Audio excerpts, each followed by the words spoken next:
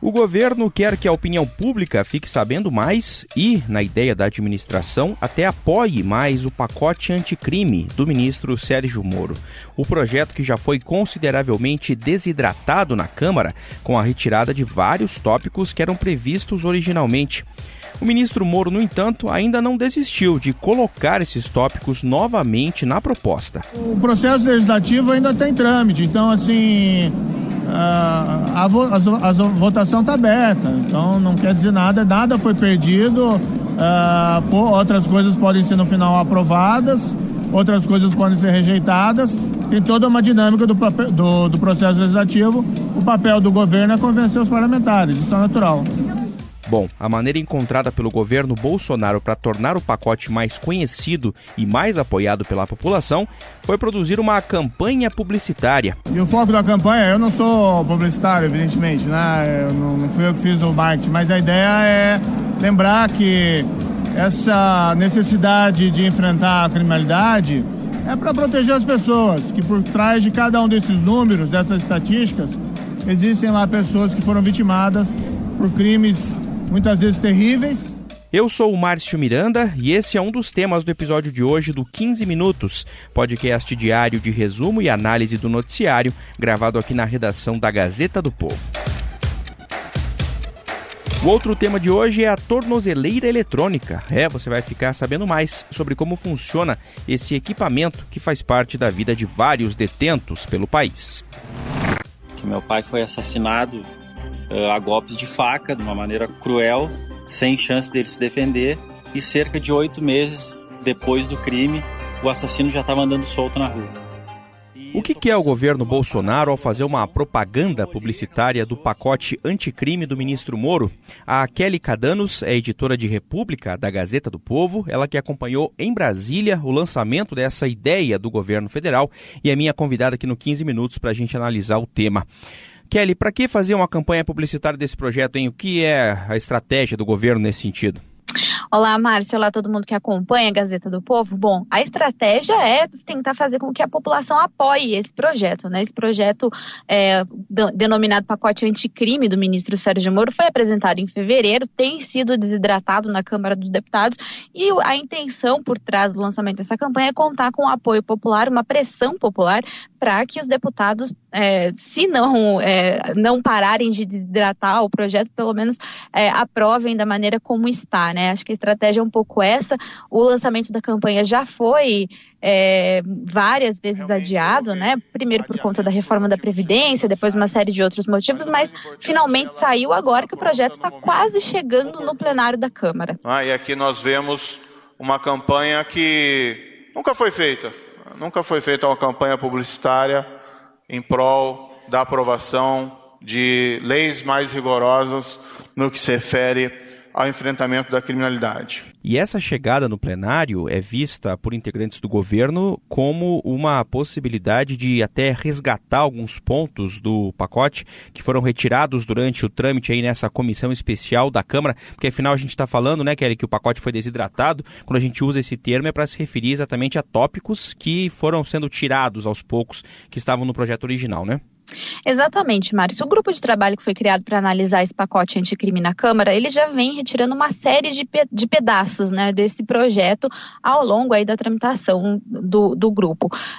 Inclusive, foi até interessante destacar que os pontos que foram mencionados pelo ministro Sérgio Moro hoje no lançamento e pelo presidente Jair Bolsonaro foram pontos que já foram retirados desse pacote pelo grupo de trabalho, como a prisão após condenação em segunda instância, o excludente de licitude, parte do projeto ali de criação do Banco Nacional de Perfis Genéticos, entre outros temas que são muito caros ao governo e que já foram retirados da proposta. Mas que podem voltar daí no plenário, como que voltariam? Exatamente. A esperança do relator, o capitão Augusto, deputado que é relator desse projeto na Câmara, é que na votação no plenário, os deputados possam apresentar destaques para trazer de volta esses pontos. O capitão Augusto acredita que, como eles são minoria no grupo de trabalho, acabaram perdendo esses pontos por lá, mas ele acredita que vão conseguir sim retomar esses pontos no plenário, onde eles são maioria.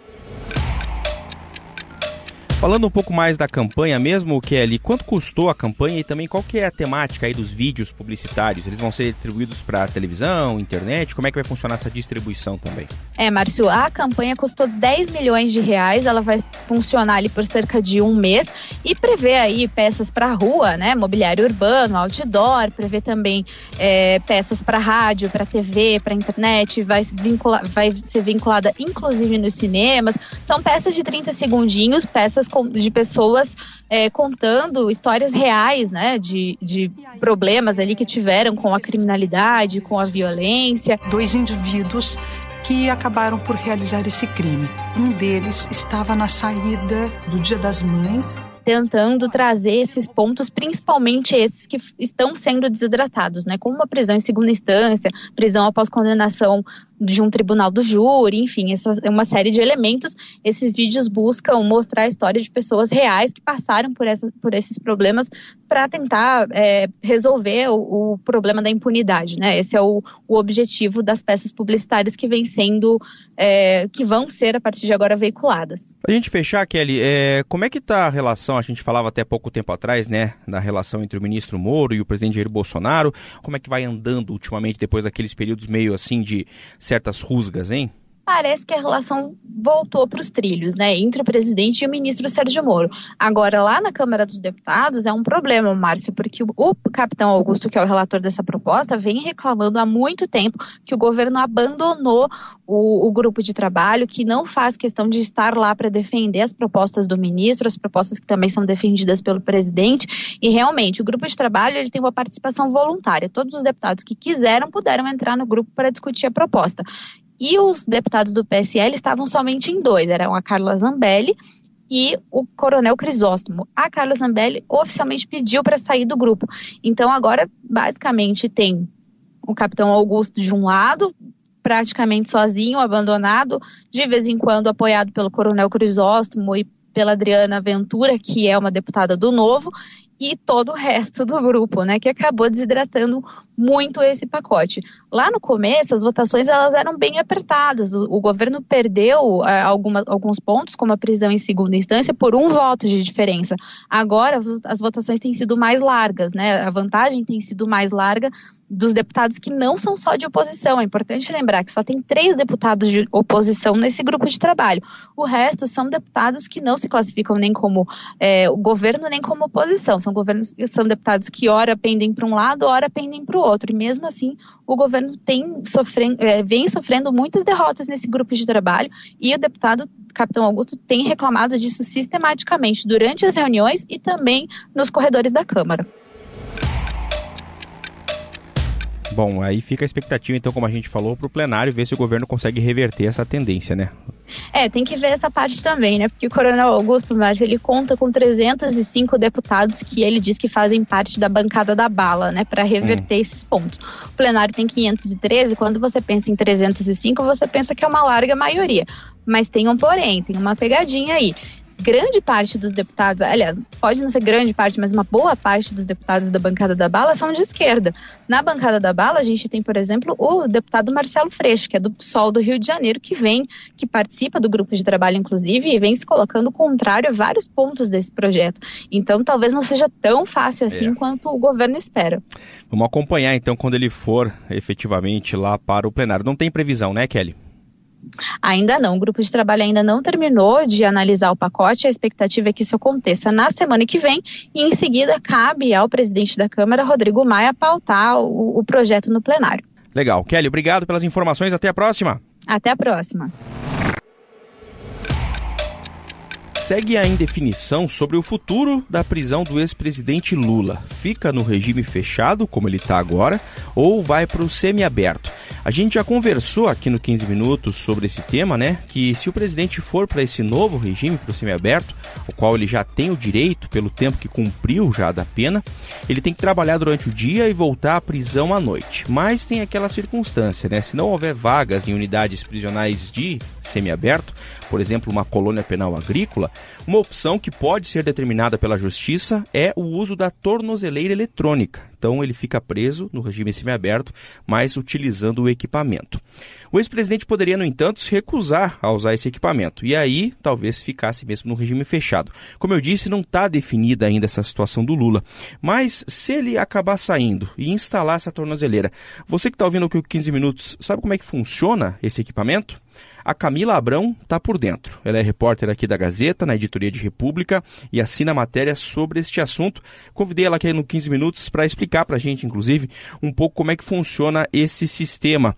Vamos lá, Camila, como é que é o processo de colocação da tornozeleira? Ou seja, quem tem direito a colocar esse equipamento, hein? Então, funciona assim. Em alguns casos, durante a progressão de regime, quando, como você falou, quando o preso tem o direito de ir para o semiaberto e não tem um lugar para que ele possa ficar, o juiz pode autorizar. Existem casos especiais, como medidas cautelares, ou até naquelas saídas de Páscoa, de Natal, pode acontecer também. Isso varia de acordo com o que o juiz decide, mas basicamente é assim, podem acontecer em casos especiais, se o preso tem algum problema de saúde e a instituição não consegue dar conta de cuidar daquilo, ou na progressão de regime também. É interessante que a tornozeleira eletrônica é um jeito, digamos assim, mais barato de desafogar o sistema prisional, né? Tem isso também. Já que você falou que é uma opção mais barata, né? Você cita na matéria também, por exemplo, o caso dos presos da Operação Lava Jato que usam tornozeleira eletrônica, sim, né? Sim. Aqui no estado do Paraná. Quanto custa para a justiça, para os cofres públicos, enfim, esse monitoramento, essas tornozeleiras? A informação que a Justiça Federal passou para a gente é que custa R$ 154,14 mensais manter essa tornozeleira eletrônica. Isso no caso aqui do Paraná, né? Isso. É importante frisar isso também, que varia também entre os estados. Pode ter essa variação porque são feitas licitações para contratar, tanto para comprar a tornozeleira eletrônica em si, quanto para contratar a empresa que vai fazer a central de monitoramento e tudo mais. Essa central de monitoramento, como é que funciona, né? Obviamente está totalmente ligada aí ao equipamento que está instalado lá na tornozeleira. O preso Sim. que instalou essa tornozeleira é monitorado 24 horas por essa central. 24 horas pela central. A tornozeleira, ela tem um GPS e um modemzinho dentro, então ele está constantemente mandando um sinal de GPS para a central, então ela sabe todos os passos que o preso dá, e a partir disso ela consegue controlar, por exemplo, o juiz vai determinar um raio de inclusão e exclusão, onde esse preso pode ir, se ele pode ir da casa para o trabalho ou para algum curso, e onde ele não pode. Exemplo, um caso de violência doméstica, que ele não pode se aproximar da vítima. E daí, se ele fura esse raio de exclusão, ele está chegando perto da casa da vítima, por exemplo, toca um alarme lá na central, a central liga para ele, em teoria ele tem que atender na hora e seguir as regras, voltar a seguir as regras, ou aí a Secretaria de Segurança é acionada, ou a Justiça Federal, se for a jurisprudência da Justiça Federal, é acionada, e as medidas vão sendo tomadas a partir disso. Quer dizer, avisa o cidadão lá, o senhor furou o seu raio de Sim. possibilidade de permanência com a sua tornozeleira, então volte, que senão ele está sujeito aí a sanções e a punições. Sanções, até perder o direito ou voltar para a cadeia. E isso é na ligação. Também tem sinais de cor, por exemplo. Se está acabando a bateria, muda a cor da luz que fica piscando ali na tornozeleira. E o preso é responsável por carregar lá. Exatamente. Ele recebe um termo com todas as regrinhas que ele deve seguir para manter o direito a ficar fora da prisão, né? Com todo esse rigor, imagino também que não é permitido em nenhum momento tirar, em hipótese nenhuma, a tornozeleira, né? Tem que tomar banho, dormir, Sim, tudo com ela. Exatamente. E ela é muito sensível. Aquela cinta que vai em torno do tornozelo tem uma fibra ótica dentro. Então, se ele tenta violar ou quebrar de alguma forma, também a central é avisada, porque é tudo muito sensível, né? Sim. Mas existem uns casos, umas exceções inusitadas. Pois é, isso que eu ia perguntar, porque você até cita na matéria, né? Vamos ter que comentar esses casos aqui, porque são muito curiosos, né? 2 deles aconteceram no estado do Paraná, de presos que acabaram, não sei se por estavam cansados já de usar o equipamento, enfim, acabaram usando animais para largar as tornozeleiras. Como é que foi isso? Tem um caso do ano passado, se eu não me engano, em Palotina, que é interior aqui do Paraná, que um rapaz que ele estava sendo indiciado por tráfico de drogas, estava usando a tornozeleira, disse que não conseguia dormir, e os policiais acabaram achando a tornozeleira eletrônica no pescoço de um cachorrinho. O cachorro que usava a coleira inusitada é este, Frederico. A polícia só descobriu que o rapaz havia retirado o equipamento depois que ele foi flagrado vendendo drogas nesta praça de Palotina. Coitado do cachorro. E outro foi em Ponta Grossa, em 2017, que um cavalo estava andando pela rua e estava com uma tornozeleira eletrônica. Pois é, a gente fica pensando como é que conseguiu, né? Porque se no momento que vai romper a tornozeleira, supostamente é para apitar, né? Sim, ocorrem exceções, né? Essas pessoas, pelo que a gente apurou já de matérias passadas, elas perderam o direito e tal, elas foram punidas por esse comportamento. Sim, no final, claro, coitado né? do cachorrinho lá ter que ficar. E tem um caso que virou famoso também recentemente na própria Lava Jato, né? De uma pessoa que acabou postando nas redes sociais aí a tornozeleira, né? Isso, a doleira Nelma Kodama, muito famosa. Aquela que cantou Amada Amante na sessão da CPI, que aconteceu em Curitiba, né? Na época, lá atrás, em 2015. Então, tem até uma música do Roberto Carlos, né? Amada amante, amada amante, não é verdade? Ela deu uma entrevista para a Veja há pouco tempo e ela fez um ensaio fotográfico com sapatos Chanel e vestidos longos, vermelhos, com a tornozeleira, em que ela mostrava, assim, ostentava mesmo a tornozeleira. E quando ela foi retirar, foi mês passado, início de agosto, quando ela foi retirar a tornozeleira, ela fez uma live, a Live da Liberdade, no Instagram. Então, a Nelma ostentou a tornozeleira até o último momento. Pois é, ficou famosa, então, essa live da Nelma Kodama. Vamos acompanhar, então, os próximos passos, ver se o ex-presidente Lula vai ou não usar a tornozeleira eletrônica, e todos os detalhes disso que a gente contou aqui, você vê na reportagem lá da Camila Abrão, na Gazeta do Povo. Obrigado, Camila. Até a próxima. Obrigada, até. Esse foi mais um 15 Minutos, nosso podcast diário de resumo e análise do noticiário aqui da Gazeta do Povo. A produção do 15 Minutos conta com a participação da Jennifer Ribeiro, a montagem é do Leonardo Bestloff e a edição de conteúdo do Rodrigo Fernandes. Eu sou o Márcio Miranda e agradeço muito a sua companhia.